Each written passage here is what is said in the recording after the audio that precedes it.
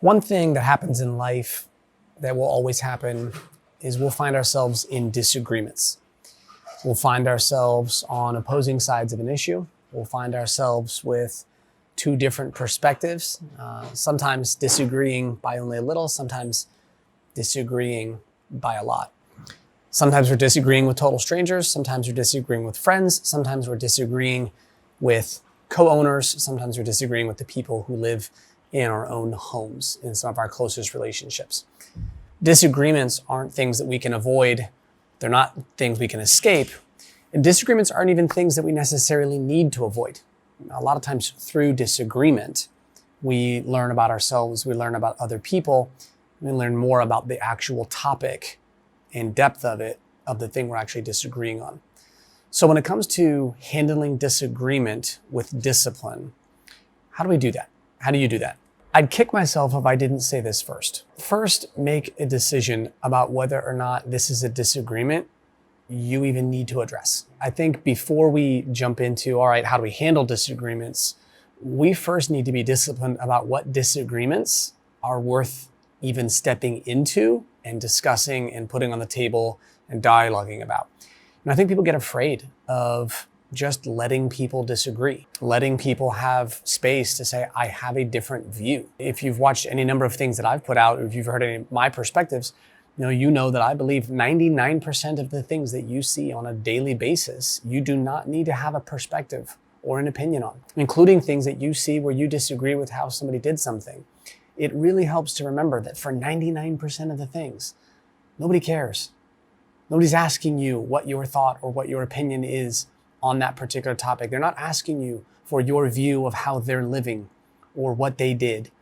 And if it's not something that's directly and materially affecting you in your life, in your space, or something that is not an ethical or moral code for the greater society that you feel you have a responsibility and obligation to do something about, then 99% of those things, you can just let people do their thing and live their lives in the same way that you would expect and want them to let you live your life.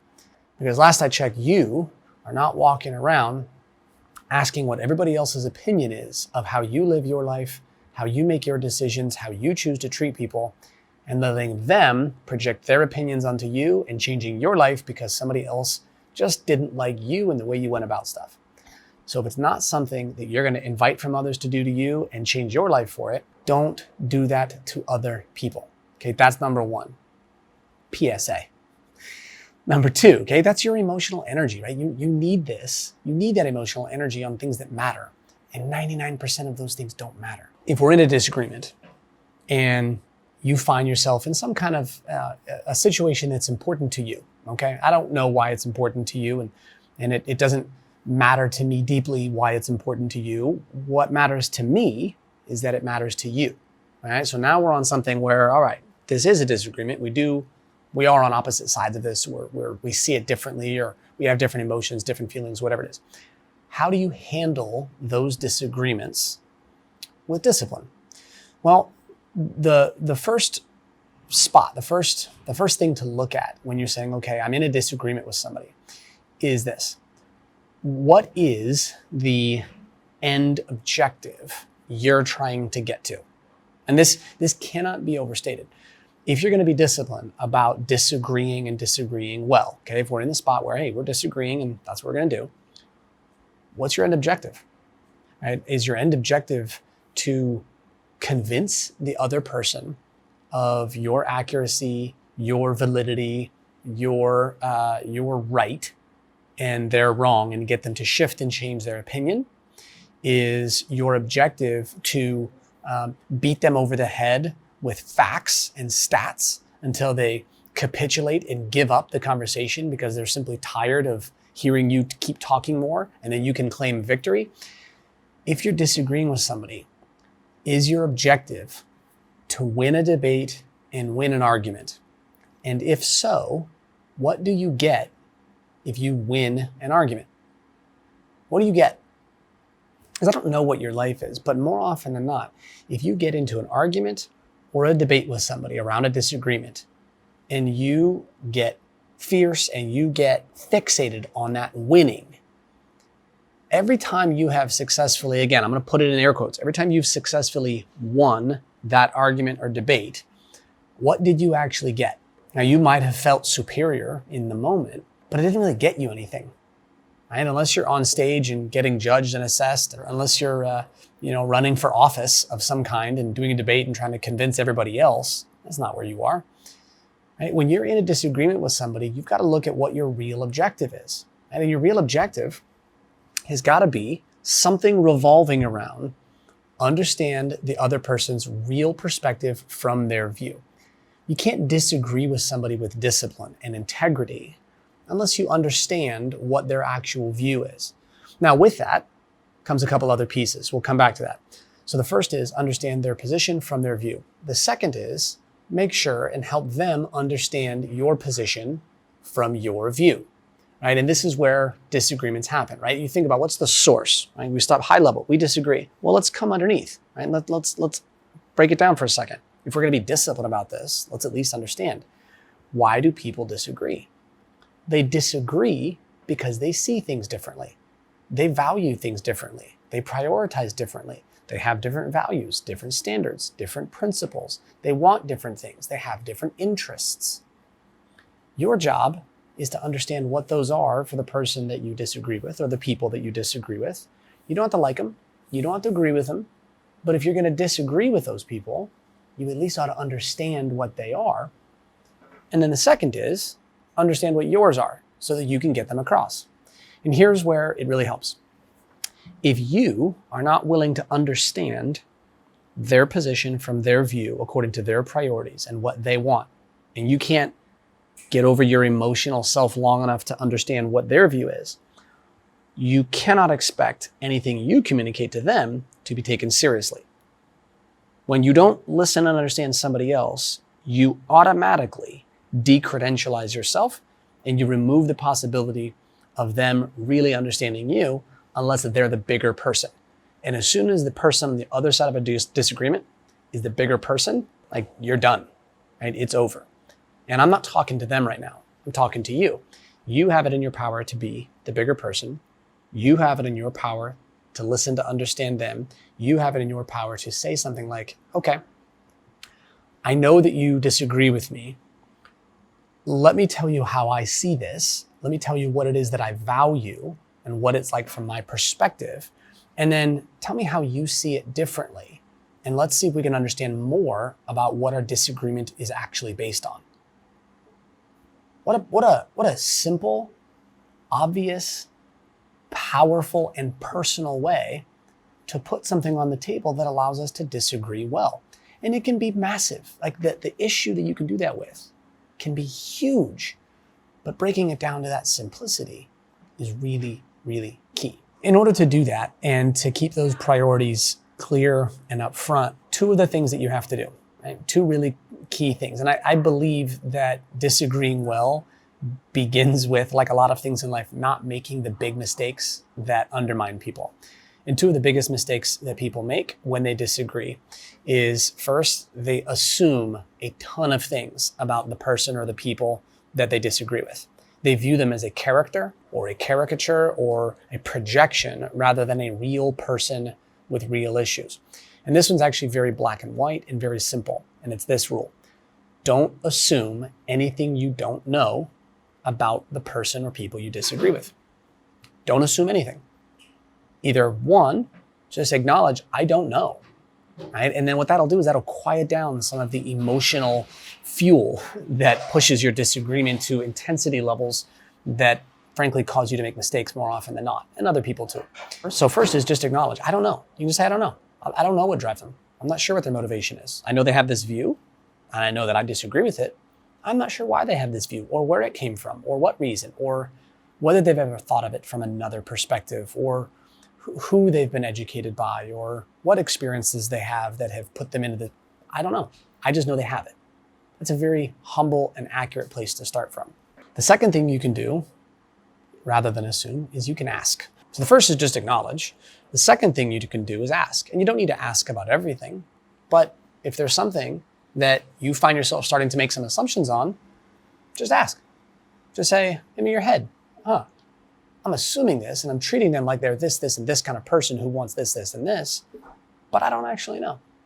So ask them, okay? So number one is don't assume. Number two, in a disagreement. And right now, flip to the side of when somebody's disagreed with you, when you felt them do this, so that you recognize to never, ever, ever do this. Here's the second thing to avoid. Do not lead the person with questions or statements that box them in to the perspective of them that you want to have. This is the classic old debate rhetoric trick. And we've brought it into our personal lives. We've brought it into our relationships because we've seen it in other spots. We see it in the movies, and we see it in political debates, and we see it in all these different places where we fence people in with our questions and logic to catch them in that gotcha aha moment. Don't do that to people. Don't ask leading questions that are like, oh, so you just wanna, and then the other person says no. And the reason you ask those questions is you're taking your assumption about them. You're taking your belief about them. You're taking the projection you've put up about them, asking a question that reinforces the assumption and the projection of them that you have. And then you're trying to force them to answer the question by tricking them to say it so that you can prove to them that their view is so wrong. And that's never been done successfully where a person had that done to them and said, ah, great. That logically made all the sense in the world, and now our disagreement has been squashed and you win, and I respect you a lot more for that. Nobody likes to have it done. Nobody likes that experience, and nobody gets their mind changed by that, okay? So don't assume, and don't lead people with questions and statements that box them into a perspective where you feel like you've trapped them and proven to them that their opinion is wrong, okay? That just never, ever, ever works. And then here's the last thing I'll share on how to disagree well. How do you handle disagreements? I don't think all disagreements need to be resolved. They just don't. It's perfectly acceptable.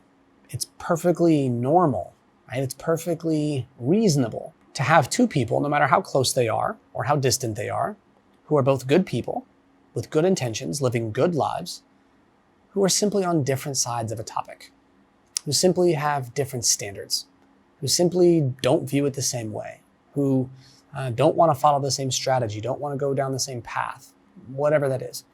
People can disagree. The question that we all have to answer is whether the disagreement is fundamental enough to change the course of our relationship. That's the question.